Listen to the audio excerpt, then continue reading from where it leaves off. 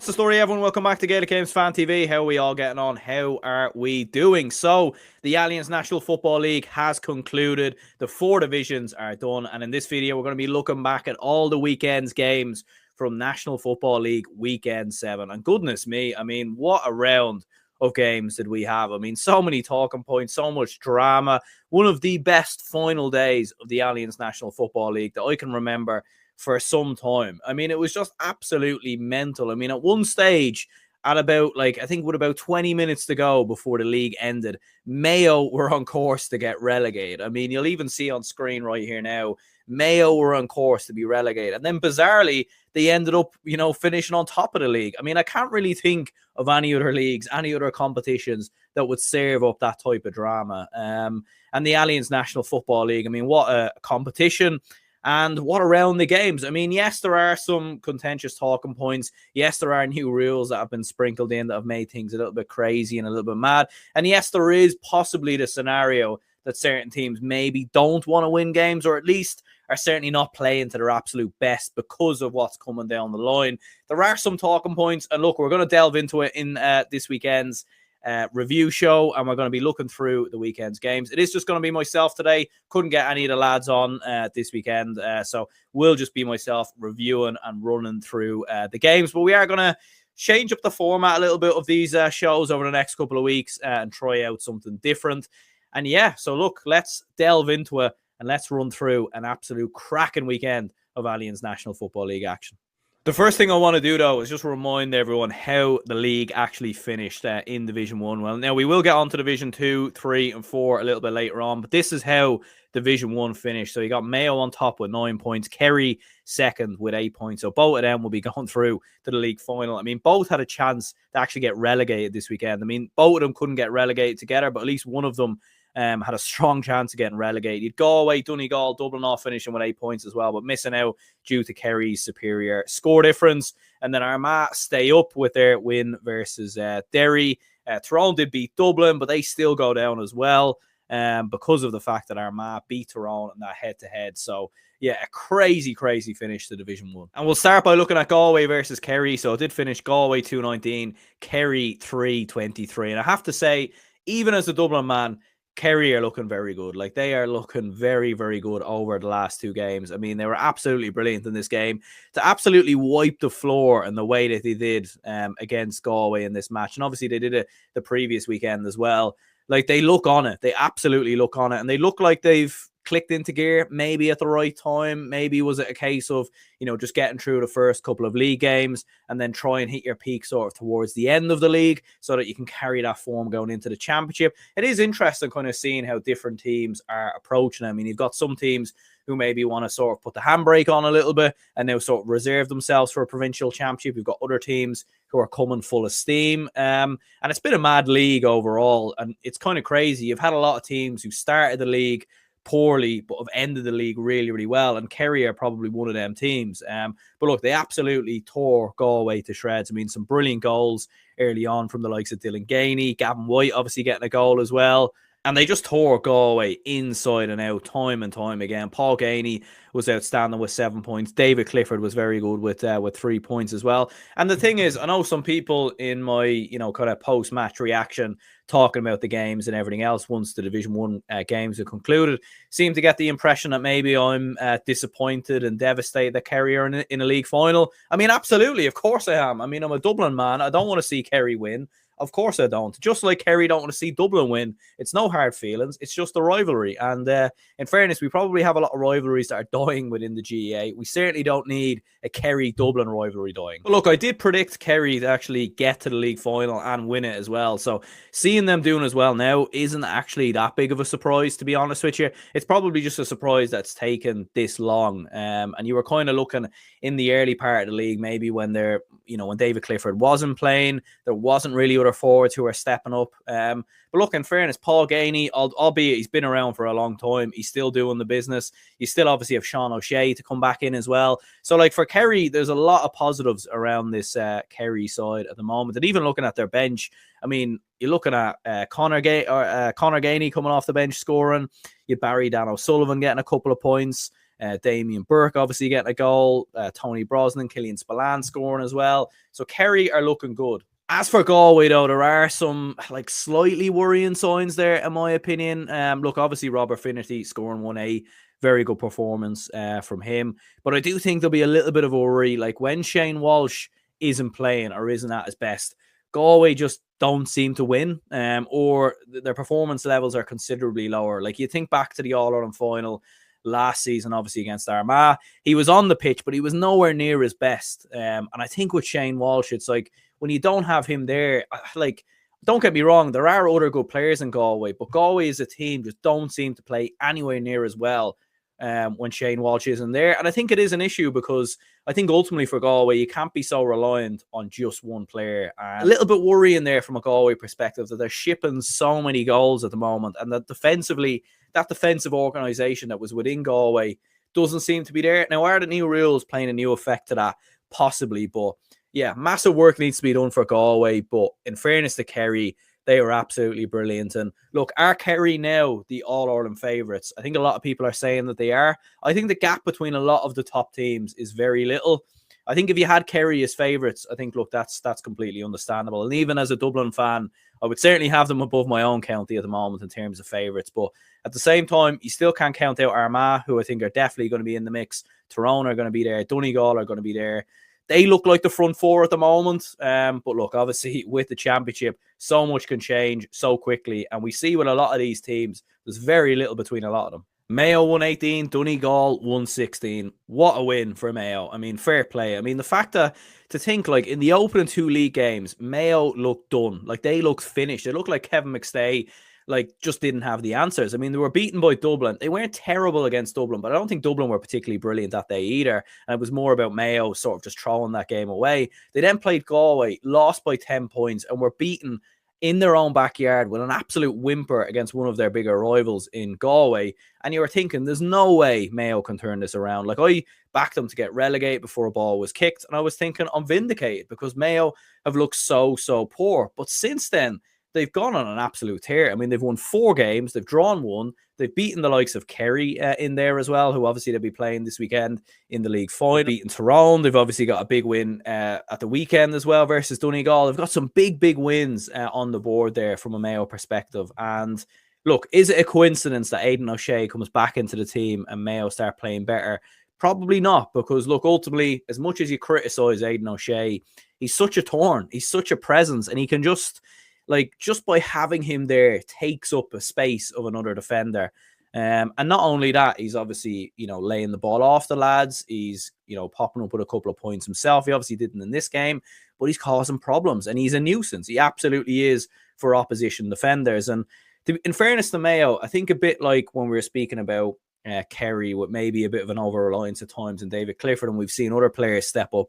I think with Galway, we've seen that a little bit with Walsh throughout the league, and as soon as he goes out, you see Galway's performance levels drop, which isn't a surprise in my opinion. And with Mayo, it felt like at times Ryan O'Donoghue was their only real sort of clinical forward that you knew you could rely on. But in fairness, they've had other lads who've stepped up brilliantly. I mean, Jack Carney was outstanding, 1-3. The intricate sort of build up to that goal as well, like the quick hand passes, were absolutely brilliant, and that was a fantastic finish as well. Matthew Rowan's always been a player I've been highly given a lot of high praise to. I think he's one of the more underrated midfielders in the country because he's got some engine on him, but he can also kick points as well. And especially with these new rules, he's a key player to that. But look, Frank Irwin stepped up as well.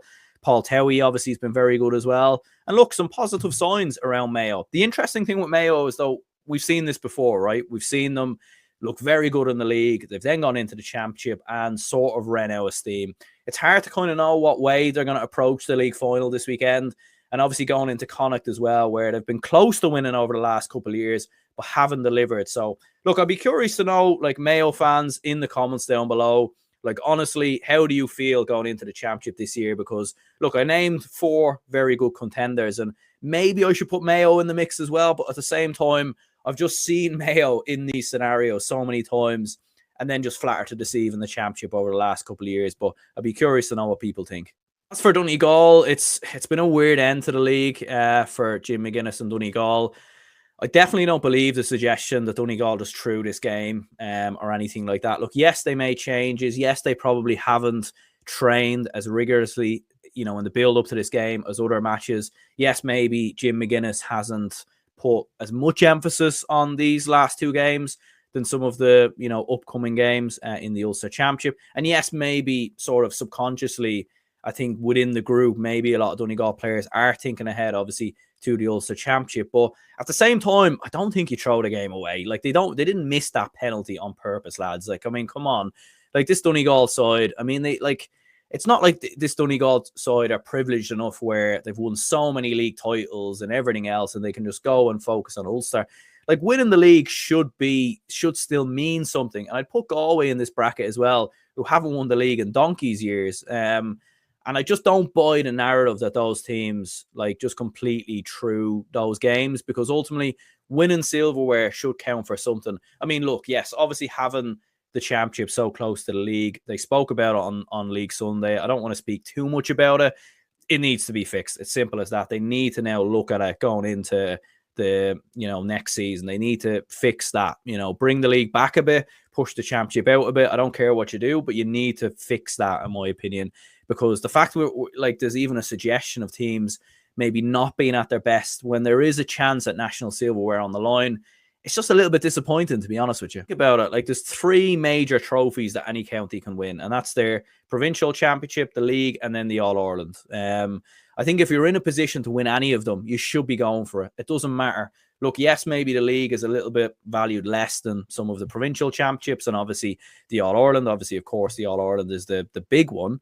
But at the same time, you should be going for it. And I don't think there was a scenario where teams weren't, but if they were dropping off a little bit in anticipation of bigger games, I think that's just majorly disappointing.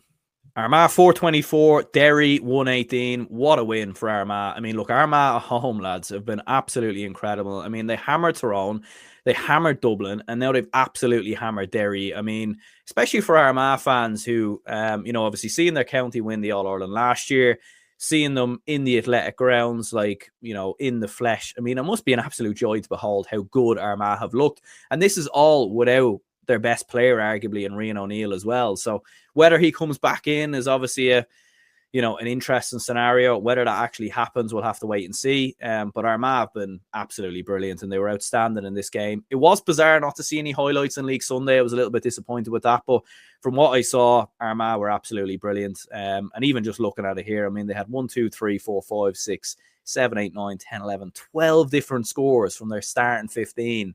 I mean, that's crazy. Ethan Rafferty scoring 3 points. They're just getting scores from absolutely everywhere. I mean, you've Conor Turba with 1-4, but you've Ross McQuillan stepping up with 1-1. Stephen Campbell scoring 4 points. Even at Joe McElroy coming off the bench and scoring as well. Superb performance by Armagh. And it is weird a little bit how this game has sort of just gone under the radar. I feel like a lot of people have almost treated this game like it was a dead rubber. Maybe it felt like a dead rubber because Armagh were just so good so early on and Derry just didn't stand the chance. But had Armagh not have won this game, they would have been relegated. You know what I mean? So this was a big, big win for Armagh. And going into the Ulster Championship, look, it'll be interesting to see what happens with Rian O'Neill. I think if he comes back in for Armagh, they would be my favourites. Without him, I don't know. I just think he's such an X factor, especially in games that are so close. He's the player who can step up and get you something out of absolutely nothing. And he's such a player as well. So that is a massive blow if he's not going to be involved in Ulster. But yeah, what a massive win for Armagh. Kerry were absolutely terrible, but we've seen this with them, and it's no real surprise.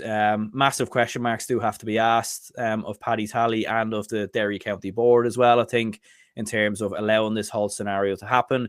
Yes, there are some injuries and everything else. Yes, there are some players to come back in, but you still have Conor Glass playing. You still have Shane McGuigan playing. And I think for Derry, especially the progress they've made over the last couple of years, it'd be such a shame to see them regress now. And them going into Ulster, it's going to be mad because the last couple of years, obviously haven't won it 2 years on the bounce. And last year they went in as favourites. Now you would probably have Tyrone, Armagh, Donegal, Monaghan, probably all above them in the pecking order. And that's an incredible sort of turnaround compared to where they were this time 12 months ago when they won the league. Tyrone 220, Dublin 116. The last game to discuss in Division 1, and thank God, because, yeah, Dublin were just absolutely atrocious, terrible, and worrying signs, I think, from a Dublin perspective in terms of their performance. But look, take nothing away from Tyrone. They were very, very good in this game. Roaring out of the traps. Obviously conceded an early goal from Con O'Callaghan. I still have no idea what Noel Morgan was doing there, but in fairness to Noel Morgan, considering how good he's been for Tyrone this year, he's probably allowed a mistake, especially in a game where it meant absolutely nothing, in all honesty. So, but yeah, like another big win for Tyrone, ending the league well. I mean, to be relegated with 7 points, I mean, a new record in the Alliance National Football League. No team has ever been relegated with 7 points before. It's incredibly harsh, isn't it? It's incredibly harsh, but you think about it, you think of that early part of the league, obviously not long after Errigal Kieran in the All-Ireland Club final, the injuries that the Canavan sustained as well. Since they've come back in, it's no surprise to see Tyrone start winning games and start picking up points. And look, Dara Canavan was brilliant. He scored 1-3. Darren McCurry, who's been, as much as Tyrone's forwards have at times chopped and changed, he's been the sort of main man all the time. Like, he's been the most consistent figure. And he was absolutely brilliant as well. From a Dublin perspective, though, look, it is worrying. Like, you look at our defeats when we've lost to Tyrone, Armagh and Donegal, and we've just been battered in all the games. Like, they've been games that you could have turned off at half time. And even you think of we had a similar game against Kerry as well in the league, but the only difference was, I think, Kerry didn't put us away in that first half, and then we sort of just gradually came back into it, and then in the final 10 minutes had, the best 10 minutes we've seen of ourselves in the league. But there definitely is a massive Brian Fenton hole in that midfield. And Dublin are struggling. Like, we are struggling to keep hold of the ball at times. Our sort of controlling game seems to be really, really poor. And we seem to have moments in matches where we just concede like 1-9, 1-10 on the bounce or something like that. We just get blown away. And look, ultimately from a Dublin perspective, there still is very good players there. They haven't always played in every game in the league, and I think that's important to say. There obviously have been changes. I mean, Cluxton's been out, then he's been back in, then he's been gone again. There's been a lot of changes. And ultimately, when Dublin get their best 15 consistently on the pitch throughout the Leinster Championship, which I think needs to happen, then maybe we might see more consistency in Dublin's performances. The only good news is, from a Dublin perspective, is that we tend to play in Croke Park every week. And we've actually looked all right in Croke Park. So, look, at least that's a positive. Moving on to Division 2, and we'll start with Louth, 119, Meath, 17 points. Massive win for Louth. And I'm sure they love nothing more than sticking it to their rivals and stopping them from getting promoted. And to just think as well, like, Meath, not only had they have won this game or even drawn this game, they would have been promoted because of Roscommon drawing with Westmeath. And to think Meath could have relegated Louth and been promoted like in the same kind of process. I mean, what an absolute, as if Meath haven't caused enough heartbreak and pain to Louth down the years that they could have even went and done this. But thankfully enough, to be fair to Louth, they stood up, and it was a big performance by them. Obviously missing Sam Mulroy, their key star man, their key talisman, obviously over the last couple of years. But look, Louth haven't gone as far as this. Louth haven't gotten as far as Division 2, got into an All-Ireland quarter-final last year because of one player. It's obviously been down to management, and it's been down to a lot of other key players in there as well. And Tommy Dernan was absolutely outstanding. I mean, he was brilliant in this game. Ryan Burns really stood up as well with 9 points. It was definitely, from what I saw, one of Louth's best performances in the league. And although Meath sort of gradually came back into the game towards the end, you have to give massive credit to the way that Louth performed and ultimately staying in Division 2 as well. I think going down to Division 3, having put in the type of work that they did over the last couple of years, it definitely would have been a big setback for Louth football. As for Meath, it is an interesting one. I mean, I was kind of asking the question on TikTok yesterday, did Meath bottle promotion? And it's an interesting one because I predicted them to be relegated. So I think in that sort of, looking at that sort of logic, you couldn't have you can't really think that Meath bottled promotion. But at the same time, they were in such a great position. I mean, they were in such a brilliant position going into their final 2 games, a home to Monaghan and against Louth as well. And in the end, all they needed was just a draw from one of those 2 games, and they would have been promoted. Look, it has been progress from Meath and for Robbie Brennan. But I think at the same time, the way they just sort of like I've always said, there's been a bit of a confidence issue with the Meath footballers. Like when the going gets tough, they just tend to absolutely capitulate. And it's the reason why we've saw Meath get so many absolute batterings over the last couple of seasons, that when they start badly and they fall behind, they can struggle. But when they're on it and when they start strong, you know, they can do the same to other teams. And look, there were some worrying signs, I think, for Meath fans as well. Like Jordan Morris has been one of their standout players in the league. I think we're all wishing him well. And look, for Meath football as a whole has been progress for Robbie Brennan. But it is interesting, like since he came out in that interview, I think post the Westmeath game, like you have seen me drop off a little bit. And it was interesting. He came out in that interview and sort of seemed to criticize, you know, the new rules and everything when things were going well for Meath. So it's interesting nonetheless. It's a setback for Meath. And obviously with, you know, Tyrone and Derry coming down next year, it's going to be tough for them to get promoted. But yeah, I think they will be kicking themselves, to be honest with you, because it was a massive chance missed that might not come again next year. Meath 119, Roscommon 216. This was a bit of a bonkers game as well, to be honest with you. And what's actually crazy is that, like, I heard on Twitter that apparently the hooter sounded.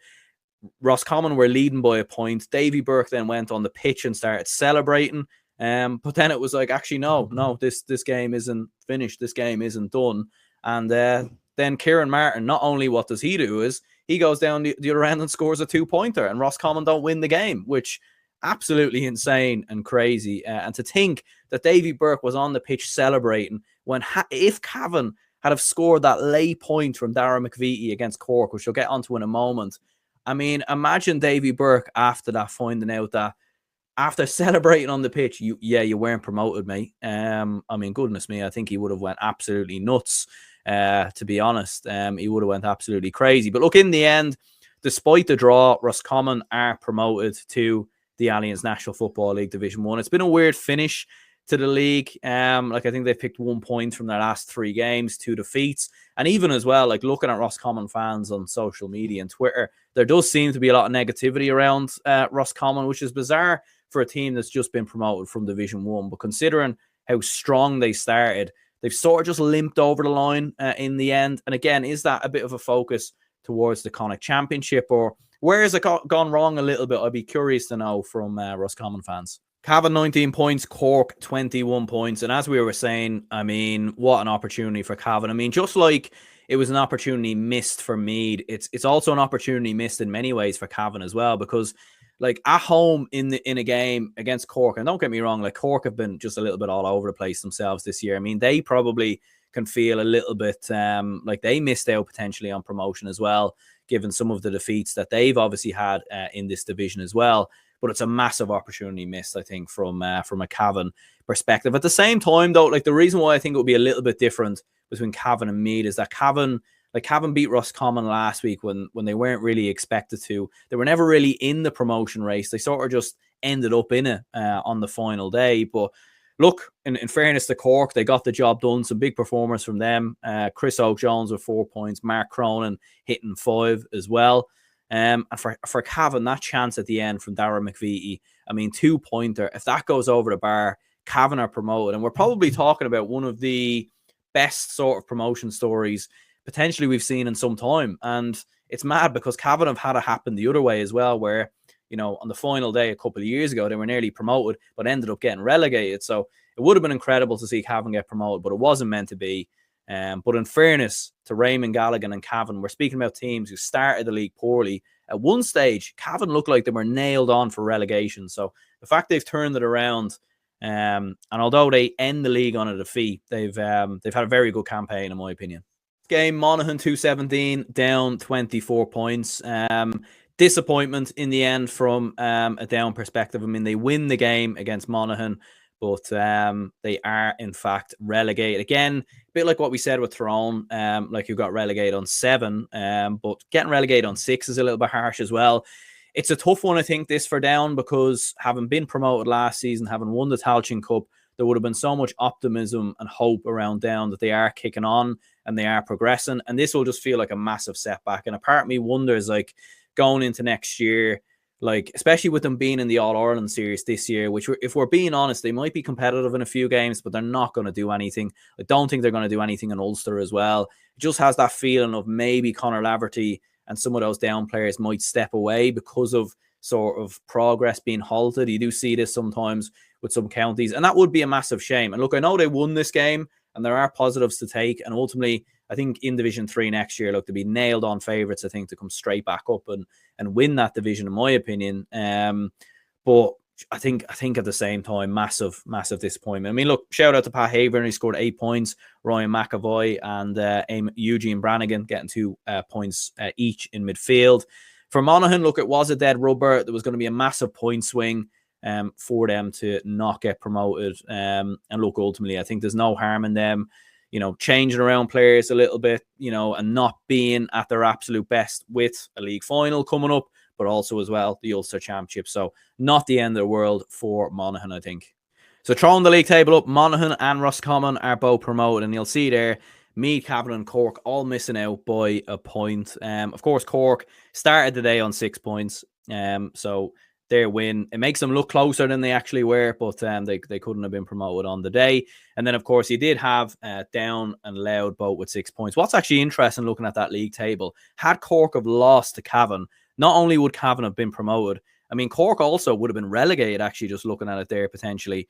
Or could they have maybe not, actually, looking at the score difference, unless they were beaten by a little bit more than a point. But yeah, Cork in the end, I mean, they possibly could have been relegated had they have lost that game. So yeah, a bit of a mad finish. Moving on to Division 3, and the big talking point and the big game really was between Clare and Offaly, and that finished Clare 2-14, Offaly 2-9, and Clare in the end getting over the line. A couple of late goals, actually, in fact, the difference for Clare from Aaron Griffin, which made the difference for Clare. Offaly themselves got an early goal. It was just a ball that was just hoofed in, and there seemed to be a bit of a lack of communication at the back from the Clare goalkeeper. But look, big win for Clare in the end. Ultimately, it didn't matter because Kildare did beat Antrim by 126 to 115, and that did mean that Kildare got in promotion in the end. They did get promoted in the end, so a little bit of a setback there from a Kildare or from a Clare perspective in the end to miss out. How it finished, all 3 teams actually finished on 10 points, Kildare, Offaly and Clare. So because it went down to score difference, Kildare in the end actually ended up finishing top of the division. And in the end, I mean, there was a potential maybe for Offaly to miss out had they have lost by a little bit more. I mean, had Clare, beaten Offaly by a little bit more, there could have been a bit of a point swing. But ultimately, it was that scenario that, Clare had to win by a big margin. They had to beat Offaly by a significant margin. That didn't happen. And obviously, Kildare went and done the business as well by beating Antrim. I do think Kildare, though, Kildare will be a little bit relieved, I think, given recent results. Obviously, losing to Kildare or losing to Clare and to Offaly. But yet still getting promoted in the end because of that score difference. So Kildare can count themselves a little bit lucky in the end, especially like Kildare looks so good in the early part of the league and then ultimately sort of fizzled out in the last couple of games. And, maybe sort of the turnaround under Brian Flanagan hasn't been as good as what we expected it to be. But look, ultimately for Kildare, they are promoted. And that was the most important thing at the start of the year, get promoted. Going into Croke Park as well versus Offaly. Look, we'll do a preview later in the week predicting those games. They're obviously probably a little bit more familiar than Offaly with Croke Park, but then again, both sides have been here quite a good couple of times in recent seasons. And look, for Offaly, although they lost, I mean, to get promoted, what an achievement that is for Offaly football. I mean, you're thinking about it at the start of the year. I predicted them to finish 6th. I mean, you think back to last year when they lost about Limerick and London in the Tailteann Cup. Like, what a turnaround it's been. And it's fair to say that Mickey Hart, he's definitely had an influence with this Offaly team. Whatever criticism we give to Mickey Hart, look, things went really badly, obviously, with Derry in the end. But he's a fantastic manager. He wouldn't have won 3 All-Irelands with Tyrone. He wouldn't have brought Louth as far as Division 2. He had them finishing 3rd in Division 2, by the way, a couple of years ago as well. So he's a good manager. He's a great manager, as a matter of fact. Things went badly with Derry last year, but he's done a brilliant job with Offaly. And interesting enough, and shout out to Gavin O'Reilly, who tweeted this to me yesterday, and I want to shout him out because it was him who actually said this first. We're going to have 4 Mickey Hart derbies in Division 2 next year because Offaly are going to be there, Tyrone are going to be there, Derry are going to be there, and Louth are going to be there. To think, I mean, Mickey Hart will be coming up against his former county literally 3 times out of 7 games. So, he could face them all back to back, or they could be scattered out. That's going to be very interesting to see. It's going to be interesting to see what type of reception he gets at Oldham, because a part of me thinks he mightn't get a great reception. Maybe the Tyrone will give him, but that's going to be interesting. As for Antrim, the result did mean that they were relegated. Their defeat, obviously, to Kildare. I mean, they did finish the game at 1-15, and from what I've heard, they did make a good game out of it. And from looking at some of the highlights on Allianz League Sunday, but look, ultimately, it was always going to be tough for them with the teams that were in there. And ultimately, for Antrim, it is a massive setback, I think, for Andy McEntee and those players to be going down to Division 4 after some great work at the Division 3. And yeah, it'd be interesting to see, could it be Andy McEntee's last year at Antrim? We'll obviously have to wait and see. The 2 other games in Division 3 were Fermanagh 118, Laois 213, and we had Sligo beating Leitrim 32 points to 10 points. Leitrim did field, which was at least a positive. There were rumours that leading up to this game that Leitrim could potentially forfeit this game as well. Apparently, was nearly even surprised that Stephen Poacher was still the manager for this game after everything that's happened over the last couple of weeks. I mean, you had what happened, but then you had the interview on RTE, then you had another interview on Off the Ball. It was just a little bit crazy. But look, fair play to Sligo. There was a worry for Sligo at one stage in terms of relegation, but they've managed to turn it around with a couple of wins. And in the end, they actually finished 5th in the end in Division 3, which I think is respectable enough. Look, I think for Sligo, especially after the progress of their young players and everything else, they'll want to aim towards promotion in the next couple of seasons. But at the same time, a little bit of disappointment with how this division has gone. And for Fermanagh, big win for them, obviously 118 to 213. Moving on to Division 4, I felt like this was the division really where there wasn't really much sort of happening. I mean, we kind of knew the scenario in Division 4. Wexford were already promoted, and Limerick, as long as they didn't slip up essentially versus Waterford, then they would be promoted. And considering they were playing at home against Waterford, who were, I suppose you would say the worst team across the entirety of the league if you're looking at placings. And look, ultimately, I don't want to get too much into a Waterford, as we know, have a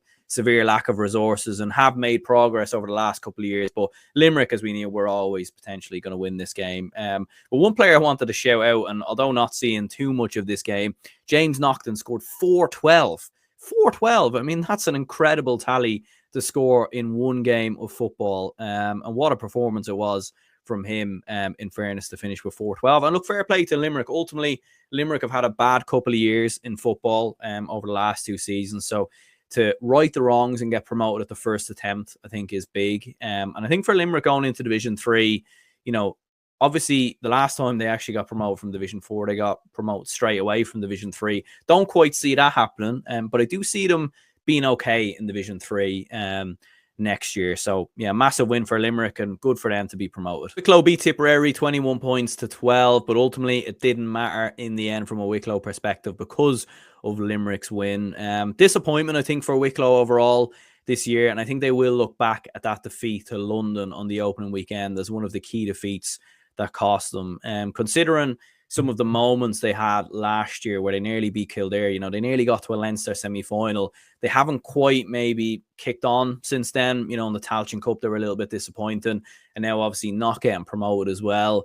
It's hard to know. Apparently, does think that maybe this could be the end of the road for Oisin McConville. Maybe a change could be on the cards there, and maybe he might step away. To be fair, I don't think they'd remove him or anything like that. I think Oisin McConville's more within his right to stay, but it just wouldn't surprise me now if he stepped away. But for any Wicklow fans watching, do let me know in the comments down below. You had Wexford, who got the better of Longford 218 to 110. Wexford actually finished with the best record across the entirety of the Allianz National Football League. They're the only team to win all 7 games. And in fact, no other team even won 6 games. So Wexford, very, very impressive stuff. And look, carrying a lot of momentum going into Leinster. It'd be interesting to see, can they maybe take 1 or 2 scalps? I mean, obviously, we're not thinking that they beat Dublin. I mean, let's be honest. But maybe if they come up against anyone else along the way. I can't even remember what side of the draw they're on, to be honest with you. But look, it's good to see the feel-good factor around Wexford football. Like I'm old enough, and I say that like it was if it was like 30 years ago, but I remember back in 2008, 2009, 2011, even Wexford were a very, very good football team. I mean, they should have beat Dublin in the 2011 Leinster final. They had chances that day to win that game. So it's nice to see them coming back, and hopefully from a Wexford point of view, they can kick on now. And yeah, look, I mean, going into Division 3 next year, we see teams go from 4 to 3 to 2 a lot of the time. And mark my words, I think Wexford could actually get promoted next year from Division 3. I think they have a strong chance, in my opinion. London 117, Carlow 118. I mean, it was an absolute complete dead rubber, but I suppose for Shane Curran and for Carlow, they'll be happy just to get the win on the board. It does take them actually up the table, up to 4th. And I think had they've lost this game, they would have finished 6th in the end. So I suppose a bit of relief there that they won that one. And that was how Division 4 finished up in the end. So you had Wexford promoted with 12 points, Limerick second with 8 points. You've got Wicklow with 7 points, Carlow, Tipperary, Longford all joined with 5 points there, but Carlow with the better score difference. In terms of player of the week and moment of the week, I think, look, moment of the week, I probably will give it to Mayo finishing top, because ultimately the fact that within the space of 20 minutes they went from being relegated to promoted is I feel like it is probably the most Mayo thing ever to pull that off, because I feel like, they're probably one of the counties that could actually do that. But look, very impressive, and considering how poorly they started the league, to have turned it around, I think is very, very impressive. In terms of player of the week, I mean, mentioned James Naughton, fresh in my head, scoring 4-12. I mean, what an outstanding performance from him. Darren McCurry was obviously very good, scoring 9 points from a Tyrone perspective. Paul Gainey you could potentially look at as well. Dylan Gainey maybe as well. So some interesting shouts in there. But I think the man I'll go with is Jack Carney of Mayo. He scored 1-3 and he had a very, very good performance from a Mayo perspective. And ultimately his goal and his 3 points making the difference in the end. So yeah, let me know your thoughts, your opinions in the comments down below. There will be a video out later in the week predicting and previewing all 4 of the Allianz National Football League finals. Whether we like them or not, the league finals are here to stay, and we will certainly be here to predict those games later in the week. So yeah, cheers anyone who tuned in. Hit the like button and subscribe. I'll speak to y'all later.